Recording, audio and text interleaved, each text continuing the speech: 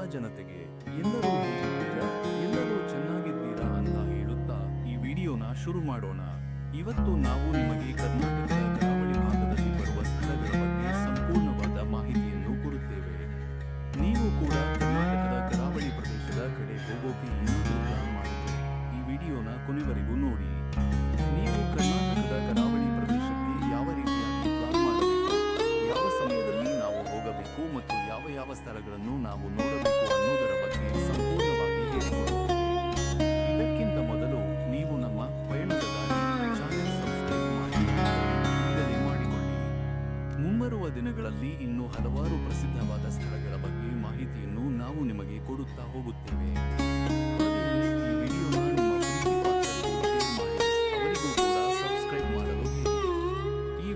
ನಿಮಗೆ ತುಂಬಾ ಉಪಯೋಗಕ್ಕೆ ಬರುತ್ತೆ. ನೀವು ನಿಮ್ಮ ಕುಟುಂಬದವರ ಜೊತೆ, ನಿಮ್ಮ ಸ್ನೇಹಿತರ ಜೊತೆ ಹಾಗೂ ನಿಮ್ಮ ಪ್ರೀತಿ ಪಾತ್ರರ ಜೊತೆ ಕರ್ನಾಟಕದ ಕರಾವಳಿ ಪ್ರದೇಶಕ್ಕೆ ಹೋಗಲು ಬಯಸಿದರೆ ಖಂಡಿತವಾಗಿ ಈ ವಿಡಿಯೋನ ಮಿಸ್ ಮಾಡದೆ ಕೊನೆವರೆಗೂ ನೋಡಿ. ಹಾಗಾದ್ರೆ ತಡ ಮಾಡೋದು ಯಾಕೆ, ಬನ್ನಿ ವಿಡಿಯೋನ ಶುರು ಮಾಡೋಣ. ನೀವೇನಾದರೂ ಉತ್ತರ ಕರ್ನಾಟಕದವರಾಗಿದ್ದರೆ ಅಂದ್ರೆ ಬೆಳಗಾವಿ, ವಿಜಯಪುರ, ಬಾಗಲಕೋಟೆ, ಹುಬ್ಬಳ್ಳಿ, ಧಾರವಾಡ, ಗದಗ ಹಾಗೂ ಇನ್ನಿತರೆ ಜಿಲ್ಲೆಯವರು ಮೊದಲು ನೀವು ಹುಬ್ಬಳ್ಳಿ, ಧಾರವಾಡ ಮುಖಾಂತರ ಯಲ್ಲಾಪುರದಿಂದ ನಿಮ್ಮ ಜರ್ನಿಯನ್ನು ಸ್ಟಾರ್ಟ್ ಮಾಡಬೇಕಾಗುತ್ತೆ. ಯಲ್ಲಾಪುರದಲ್ಲಿ ನಿಮಗೆ ನೋಡಲು ಅನೇಕ ರೀತಿಯ ಜಲಪಾತಗಳು ಕಾಣಸಿಗುತ್ತವೆ. ಅವುಗಳಲ್ಲಿ ಸಾತೋಡಿ ಜಲಪಾತ, ಮಾಗೋಡು ಜಲಪಾತ ಮತ್ತು ಇನ್ನಿತರೆ ಸಣ್ಣ ಸಣ್ಣ ಜಲಪಾತಗಳನ್ನು ನೀವು ಯಲ್ಲಾಪುರದಲ್ಲಿ ನೋಡಬಹುದು. ಹಾಗೆಯೇ ನೀವು ಯಲ್ಲಾಪುರದಿಂದ ಶಿರಸಿಗೆ ಹೋಗುವ ಸಮಯದಲ್ಲಿ ಶಿರಸಿಗಿಂತ ಮೊದಲು ನಿಮಗೆ ಸಹಸ್ರಲಿಂಗ ಅಂತ ಊರು ಸಿಗುತ್ತೆ. ಅಲ್ಲಿ ನೀವು 16 ಕಿಮೀವರೆಗೂ ನದಿಯಲ್ಲಿ ಶಿವಲಿಂಗಗಳನ್ನು ಕಾಣಬಹುದು ಮತ್ತು ನೀವು ಸಹಸ್ರಲಿಂಗಗಳ ದರ್ಶನವನ್ನು ಪಡೆದುಕೊಂಡು ಅಲ್ಲಿಂದ ಶಿರಸಿಗೆ ಹೋಗಬೇಕು. ಶಿರಸಿಯಲ್ಲಿ ನೀವು ಶ್ರೀ ಕ್ಷೇತ್ರ ಮಾರಿಕಾಂಬೆಯ ದೇವಸ್ಥಾನವನ್ನು ನೋಡಬಹುದು ಮತ್ತು ಅಲ್ಲಿ ನಿಮಗೆ ಅನ್ನಪ್ರಸಾದದ ವ್ಯವಸ್ಥೆ ಕೂಡ ಇದೆ. ಕರ್ನಾಟಕದಲ್ಲಿ ಅತಿ ದೊಡ್ಡ ಜಾತ್ರೆ ಅಂದ್ರೆ ಅದು ನಮ್ಮ ಶಿರಸಿಯ ಮಾರಿಕಾಂಬೆಯ ಜಾತ್ರೆ. ಜಾತ್ರೆಯ ಸಮಯದಲ್ಲಿ ಇಲ್ಲಿ ಲಕ್ಷಾಂತರ ಜನರು ಮಾರಿಕಾಂಬೆಯ ದರ್ಶನ ಪಡೆದು ತಾಯಿಯ ಆಶೀರ್ವಾದಕ್ಕೆ ಸಾಕ್ಷಿಯಾಗುತ್ತಾರೆ. ಶಿರಸಿಯ ಮಾರಿಕಾಂಬೆಯ ದರ್ಶನವನ್ನು ಪಡೆದುಕೊಂಡು ನೀವು ನೇರವಾಗಿ ಗೋಕರ್ಣಕ್ಕೆ ಬರಬೇಕು. ಇಲ್ಲಿಂದಲೇ ನಿಮ್ಮ ಕರಾವಳಿಯ ಸಂಪೂರ್ಣವಾದ ಜರ್ನಿ ಶುರುವಾಗೋದು. ಗೋಕರ್ಣದಲ್ಲಿ ನಿಮಗೆ ಶ್ರೀ ಕ್ಷೇತ್ರ ಮಹಾಬಲೇಶ್ವರ ಸ್ವಾಮಿಯ ದೇವಸ್ಥಾನವಿದೆ. ಗೋಕರ್ಣದ ಮಹಾಬಲೇಶ್ವರ ದೇವಸ್ಥಾನದಲ್ಲಿ ಶಿವನ ಆತ್ಮಲಿಂಗ ಇರುವುದನ್ನು ನೀವು ನೋಡಬಹುದು. ಈ ದೇವಸ್ಥಾನದ ವಿಶೇಷ ಏನಪ್ಪಾ ಅಂದ್ರೆ ದೇವಸ್ಥಾನದಲ್ಲಿ ಶಿವನ ಆತ್ಮಲಿಂಗವನ್ನು ಮುಟ್ಟಲು ಭಕ್ತಾದಿಗಳಿಗೆ ಅವಕಾಶ ಕೊಡುತ್ತಾರೆ. ಈ ದೇವಸ್ಥಾನದ ಪಕ್ಕದಲ್ಲಿಯೇ ಗಣಪತಿಯ ದೇವಸ್ಥಾನ ಕೂಡ ಇದೆ. ದೇವಸ್ಥಾನದಿಂದ ಸ್ವಲ್ಪ ದೂರದಲ್ಲಿಯೇ ನಿಮಗೆ ಗೋಕರ್ಣದ ಬೀಚ್ ಸಿಗುತ್ತೆ.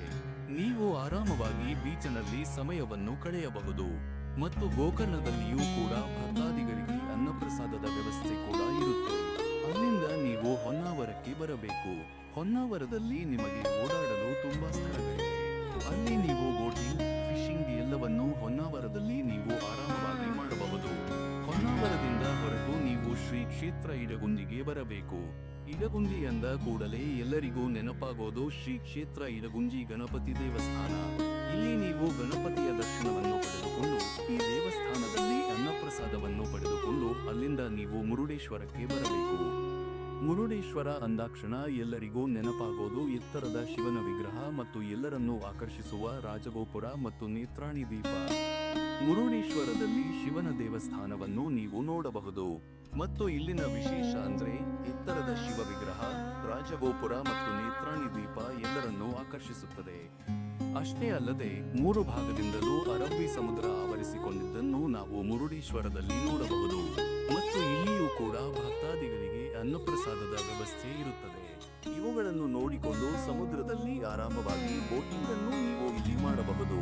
ಹಾಗೆಯೇ ರಾತ್ರಿಯ ವಸತಿಯನ್ನು ನೀವು ಮುರುಡೇಶ್ವರದಲ್ಲಿ ಮಾಡಿಕೊಂಡು ಬೆಳಗ್ಗೆ ಸಮುದ್ರದಲ್ಲಿ ಸುತ್ತಾಡಿ ಅಲ್ಲಿಂದ ನೀವು ಕೊಲ್ಲೂರಿಗೆ ಬರಬೇಕು. ಕೊಲ್ಲೂರು ಅಂದ ಕೂಡಲೇ ಎಲ್ಲರಿಗೂ ನೆನಪಾಗೋದು ಕೊಲ್ಲೂರು ಮೂಕಾಂಬಿಕೆ. ಶ್ರೀ ಕ್ಷೇತ್ರ ಕೊಲ್ಲೂರು ಮೂಕಾಂಬಿಕೆಯಲ್ಲಿ ಮೂಕಾಂಬಿಕೆಯ ದೇವಸ್ಥಾನವಿದೆ. ಇಲ್ಲಿನ ವಿಶೇಷ ಏನಂದ್ರೆ ಇಲ್ಲಿ ಸಣ್ಣ ಮಕ್ಕಳಿಗೆ ಅಕ್ಷರಾಭ್ಯಾಸವನ್ನು ಮಾಡಿಸಲು ಜನರು ಬೇರೆ ಬೇರೆ ರಾಜ್ಯದಿಂದ ಬರುತ್ತಾರೆ. ಇದು ಇಲ್ಲಿನ ವಿಶೇಷವಾಗಿದೆ ಮತ್ತು ಇಲ್ಲಿಯೂ ಕೂಡ ಭಕ್ತಾದಿಗಳಿಗೆ ಅನ್ನಪ್ರಸಾದದ ವ್ಯವಸ್ಥೆ ಇರುತ್ತೆ. ನಂತರ ನೀವು ಇಲ್ಲಿಂದ ಹೊರಟು ಮಾರವಂತೆ ಬೀಚ್ಗೆ ಹೋಗಬೇಕು. ಅದು ಉಡುಪಿಗೆ ಹೋಗುವಾಗ ದಾರಿ ಮಧ್ಯೆ ನಮಗೆ ಮಾರವಂತೆ ಬೀಚ್ ಸಿಗುತ್ತದೆ. ಮರವಂತೆ ಬೀಚ್ನ ವಿಶೇಷ ಏನಂದ್ರೆ ಮಾರವಂತೆಯಲ್ಲಿ ಒಂದು ಕಡೆ ನದಿ, ಇನ್ನೊಂದು ಕಡೆ ಸಮುದ್ರ. ಇವೆರಡನ್ನೂ ನಿಮಗೆ ಮರವಂತೆಯಲ್ಲಿ ನೋಡಲು ಸಿಗುತ್ತೆ.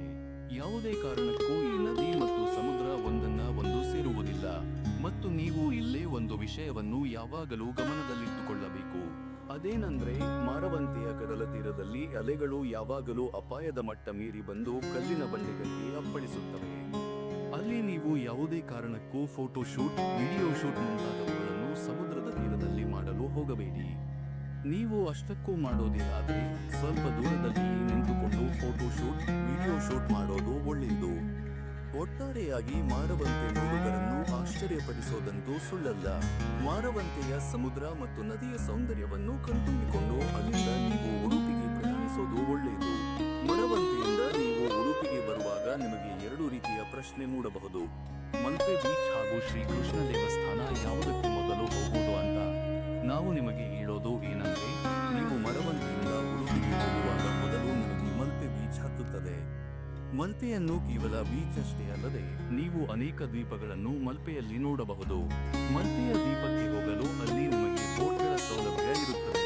ಅವುಗಳ ಮುಖಾಂತರ ನೀವು ಅಲ್ಲಿ ಹೋಗಬಹುದು ಮತ್ತು ನಿಮ್ಮ ಮನರಂಜನೆಗಾಗಿ ಬೋಟಿಂಗ್, ಪ್ಯಾರಾಗ್ಲೈಡಿಂಗ್ ಹಾಗೂ ಮುಂತಾದ ಆಟಿಕೆಗಳನ್ನು ನೀವು ಇಲ್ಲೇ ಆಡಬಹುದು.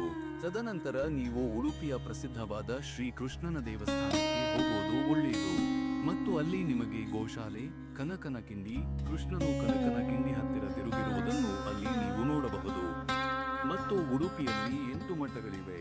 ನಿಮಗೆ ಸಮಯ ತುಂಬಾ ಇದೆ ಅಂದ್ರೆ ಮಾತ್ರ ಆಗಸ್ಟ್ 8 ಮಠಗಳನ್ನು ನೋಡಿ.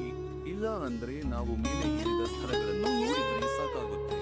ಈ ಉಡುಪಿಯಲ್ಲಿ ಮಲ್ಪೆ ಹಾಗೂ ಶ್ರೀಕೃಷ್ಣನ ಮಠ ನೋಡಿದ ಮೇಲೆ ನೀವು ಅಲ್ಲಿಂದ ಮಂಗಳೂರಿಗೆ ಹೊರಡಬೇಕು. ದಾರಿಯುದ್ದಕ್ಕೂ ನಿಮಗೆ ಅನೇಕ ರೀತಿಯಾದ ದೊಡ್ಡ ದೊಡ್ಡ ಮಹಲುಗಳನ್ನು ನೋಡಬಹುದು. ಈಗ ಮಂಗಳೂರಿಗೆ ಬಂದ ನಂತರ ನೀವು ಅಲ್ಲಿ ಕುದ್ರೋಳಿ ಮಠ ಹಾಗೂ ಸ್ವಾಮಿ ಕೊರಗಜ್ಜನ ದೇವಸ್ಥಾನವನ್ನು ನೋಡಬಹುದು. ಸ್ವಾಮಿ ಕೊರಗಜ್ಜನ ದೇವಸ್ಥಾನದಲ್ಲಿ ದೇವರಿಗೆ ವೀಳ್ಯದೆಲೆ, ಚಕ್ಕುಲಿ ಹಾಗೂ ಅಜ್ಜನಿಗೆ ಪ್ರಿಯವಾದ ಶೇಂದಿಯನ್ನು ನೈವೇದ್ಯವಾಗಿ ಕೊಡುತ್ತಾರೆ. ನಿಮಗೆ ಶೇಂದಿ ಸಿಗೋದು ಬಹಳ ವಿರಳ. ಆದರೂ ನೀವು ಸ್ವಲ್ಪ ಅಲ್ಲಿನ ಜನರನ್ನು ಯಾರಾದರೂ ಕೇಳಿದ್ರೆ ಹೇಳುತ್ತಾರೆ.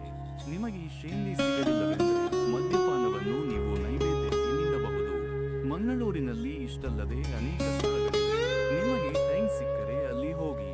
ಇಲ್ಲವಾದಲ್ಲಿ ನೀವು ಅಲ್ಲಿಂದ ನೇರವಾಗಿ ಧರ್ಮಸ್ಥಳಕ್ಕೆ ಬರಬೇಕು. ಧರ್ಮಸ್ಥಳಕ್ಕೆ ನೀವು ಬಂದ ಕೂಡಲೇ ಅಲ್ಲಿಯೂ ಕೂಡ ನಿಮಗೆ ನೋಡಲು ಹಲವಾರು ಸ್ಥಳಗಳಿವೆ.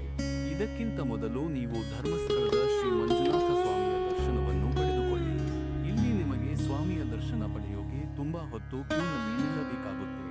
ಕೆಲವೊಮ್ಮೆ 2 ಗಂಟೆ ಸಮಯ ಆದ್ರೂ ಆಗಬಹುದು.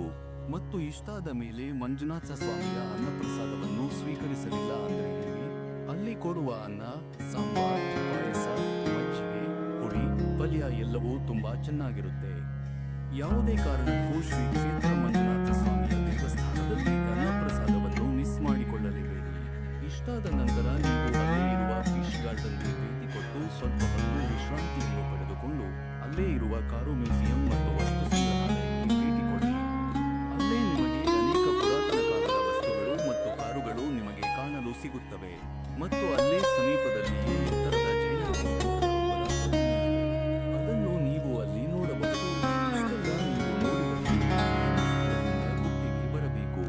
ಕುಕ್ಕೆ ಅಂದ ಕೂಡಲೇ ಎಲ್ಲರಿಗೂ ನೆನಪಾಗೋದು ಶ್ರೀ ಸುಬ್ರಹ್ಮಣ್ಯ ಸ್ವಾಮಿ ದೇವಸ್ಥಾನ.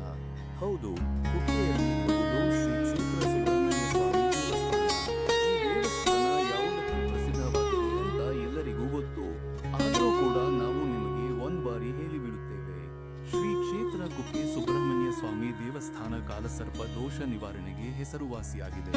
ಮದುವೆಯಾಗದೆ ಇರುವವರು ಇಲ್ಲೇ ಬಂದು ಶ್ರೀ ಸುಬ್ರಹ್ಮಣ್ಯ ಸ್ವಾಮಿಯ ಸಾನ್ನಿಧ್ಯದಲ್ಲಿ ಕಾಲಸರ್ಪ ದೋಷ ನಿವಾರಣೆ ಮಾಡಿಸಿಕೊಂಡು ಹೋದರೆ ಬೇಗನೆ ಮದುವೆ ಆಗುತ್ತೆ ಅನ್ನೋ ಪ್ರತೀತಿ ಇದೆ. ಹಾಗೂ ಈ ಪೂಜೆಗೆ ನೀವು 3 ರಿಂದ 4 ತಿಂಗಳ ಮುಂಚಿತವಾಗಿ ಬುಕಿಂಗ್ ಮಾಡಿಕೊಳ್ಳಬೇಕಾಗುತ್ತೆ.